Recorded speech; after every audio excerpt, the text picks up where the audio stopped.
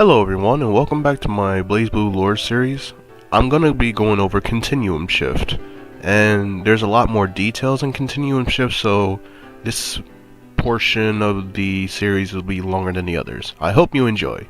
First, I'm going to be talking about the hierarchical cities again, because in Continuum Shift they play a big role. I don't think I mentioned it before in my other video, but there's a total of 23 hierarchical cities.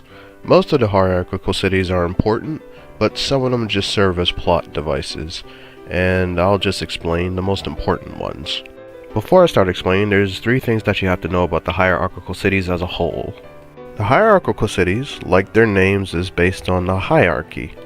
The higher up the mountains that the cities were, the more richer the people were. And in the lower cities is where the less wealthy people were. It's pretty sad. Fun fact, all the hierarchical cities are also online lobby names in the Blazblue games, which ironically states why the first 5 hierarchical cities are like the most popular ones and people go there, instead of the other ones. Another thing that's worth noting is that the hierarchical cities are actually placed where the previous world countries were, such as the United States, Canada, Russia, and Asia. And finally, the last thing that you need to know about the hierarchical cities is that each of them has a cauldron that is for their personal use.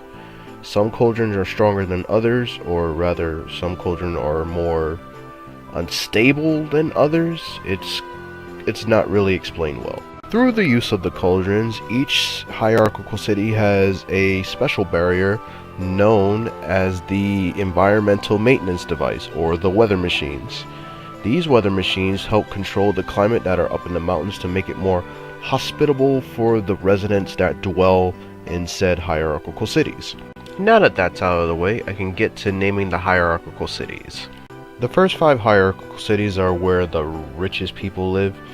It's the hierarchical cities of Izanagi, Okoto, Iwasuchi, Iwasu, and Niobe. These cities are home to one of the richest people in Blazblue, such as Tsubaki Yayoi, Relius Clover, and Hazuma.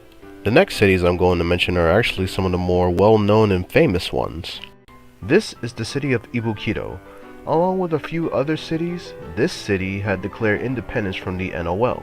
Ibukito is also the largest city amongst the hierarchical cities. Many plants and wildlife grow here in Ibukito. This is the city of Yabiko. This hierarchical city is where the Ikaruga Federation had first started. Yabiko is also the central city for the Ikaruga government.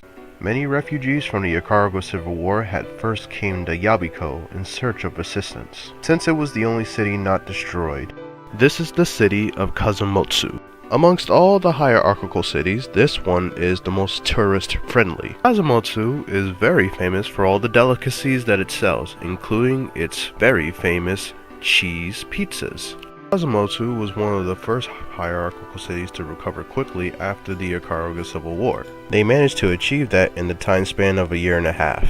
Okay, and now this is the hierarchical city of Wadatsumi. This is the home of the Blazblue character Bang Shishigami, and was one of the many hierarchical cities that was destroyed in the Ikaruga Civil War. Wadatsumi was also the place where the Ikaruga Civil War had ended. Not many refugees remained in Wadatsumi after the war. The place was just not hospitable enough. Now this hierarchical city is more fun to talk about. This is the hierarchical city of Akisu, or rather, the twin hierarchical city Akisuko and Akisuotsu.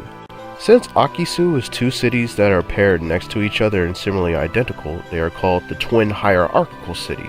The reason I say that this city is fun to talk about is because this city's cauldron was the first one that Ragna had destroyed.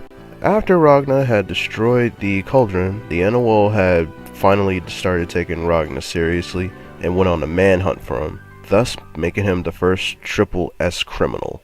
There was one other person who was a triple S criminal, but I can't talk about them right now. Since the cauldron was destroyed, or rather killed, the weather machine in Akisu had malfunctioned and it continuously snows. The next few hierarchical cities are irrelevant except for 2, so I'm just gonna skip over the minor ones and get on to the major ones. This is the 13th hierarchical city of Kagetsuchi. This is the place where most of the events of Blazblue, Calamity Trigger, and Continuum Shift take place. For story purposes, I can't get into too many details about Kagetsuchi. You just gotta go play the game, I'm sorry. This is the 15th hierarchical city of Torifune. Torifune is actually a giant school. Since the school takes up the majority of the space of the city, Torifune is called the Academy City. The purpose of the Academy City is to recruit new blood for the NOL. The students range from specially talented individuals to those from prestigious families. In actuality, is to see who can use Ars Magus the best and who has the best aptitude for Ars Magus. Although there were many students, the most notable students was Noel Vermillion, Makoto Nanaya, Jin Kisaragi, Tsubaki Yayoi, and Carl Clover. And that wraps up this portion of the Blazblue Continuum Shift lore.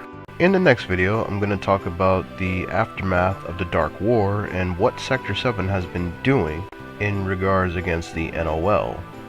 Okay, have a good day.